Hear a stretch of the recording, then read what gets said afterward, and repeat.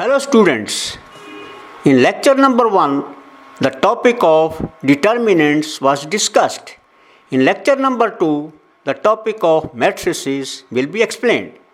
If there are any doubts, write in the comment box, these will be explained.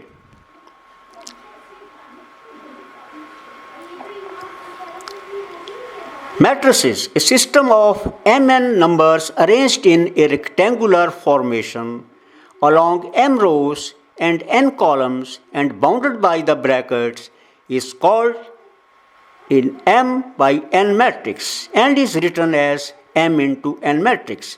It is denoted by single capital letter. Example is given here. This is a matrix of m rows and n columns. Thus, Aij is the element in the ith row and jth column of A. Special matrices. A matrix having a single row is called a row matrix. The example is given. Elements 1, 5, 7 and 9 make one row. A matrix having a single column is called a column matrix. Here 3, 4, 7 are the elements and there is only one column. Row and column matrices are sometimes called row vectors and column vectors. Square matrix. A matrix having n rows and n columns is called a square matrix of order n. The example is given. Here, the matrix have 3 rows and 3 columns. Therefore, it is a square matrix. The diagonal of this matrix containing the elements 2, 4, 6 is called leading or principal diagonal. The sum of the diagonal elements of a square matrix A is called the trace of A. A square matrix is said to be singular if its determinant is 0, otherwise it is non-singular. Diagonal matrix. A square matrix, all of whose elements except those in the leading diagonal are 0, is called a diagonal matrix. A diagonal matrix whose all the leading diagonal elements are equal is called a scalar matrix. The example is given. Here, this is a diagonal matrix and this is the leading diagonal shown in the red. So these are the elements which are all different. This is the second matrix. Its leading diagonal elements are all equal and is equal to 4. So this is a scalar matrix. Unit matrix, a diagonal matrix of order n which has unity for all its diagonal elements is called a unit matrix or an identity matrix of order n and is denoted by In. The example is given. This is the diagonal, leading diagonal have all equal numbers 1, 1 and 1. So this is the unit matrix. Null matrix. If all elements of a matrix are 0, it is called a null matrix. Symmetric and skew symmetric matrices. A square matrix A is equal to Aij is said to be symmetric when Aij is equal to Aji for all i's and j. If Aij is equal to minus Aji for all i's and j, so that all leading diagonal elements are 0, the matrix is called a skew symmetric matrix. The example is given. Here, this H is in the first row and second column.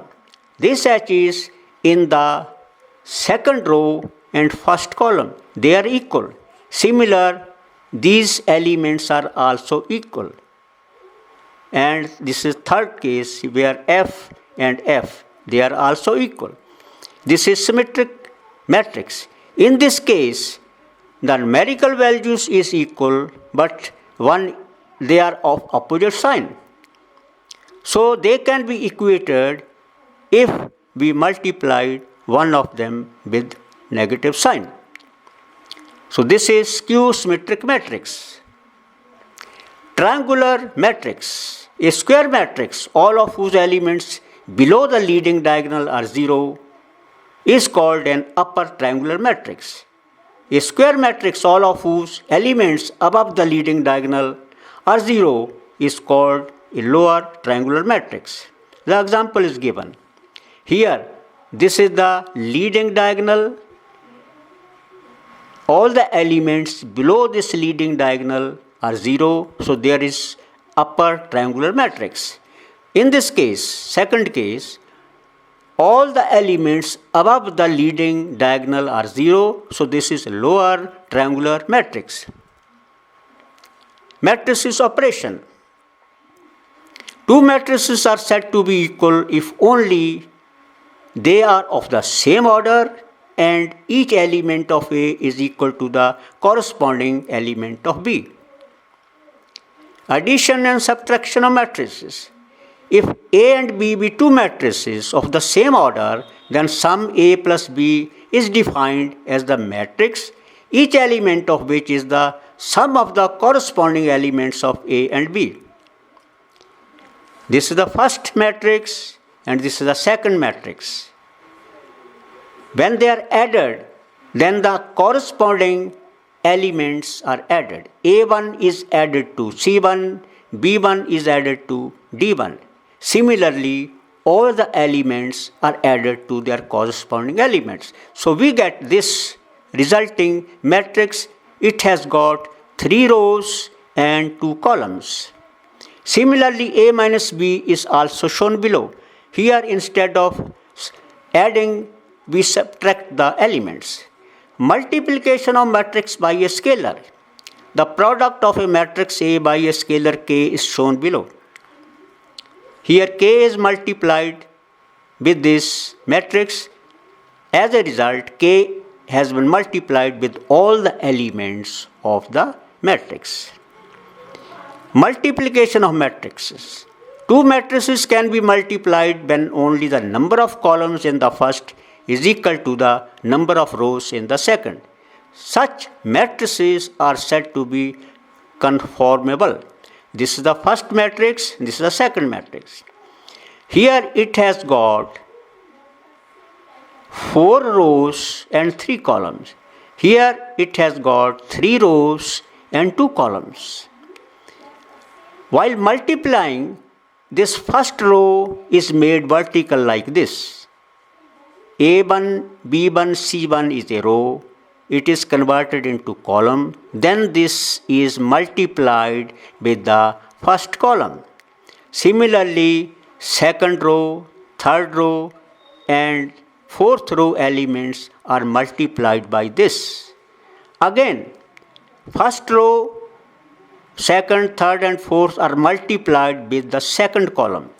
And as a result, we get this matrix. It has got 4 rows and 2 columns. In general, if A is equal to this matrix, that is, this matrix has m rows and n columns. And B matrix has got n rows and p columns. So be the two m into n and n into p conformable matrices, then their product is defined as m into p matrix. This has been shown here. AB is equal to, here it has got m rows and p columns, where Cij, that is a general element in this, is equal to A1j, B1j. I1, B1j plus I2, B2j plus I3, B3j. Similarly, last element is A, I, N, B, and J. Multiplication of matrices is associative and distributive. If A be the square matrix, then the product A is defined as A square. If A square is equal to A, then the matrix A is called idempotent.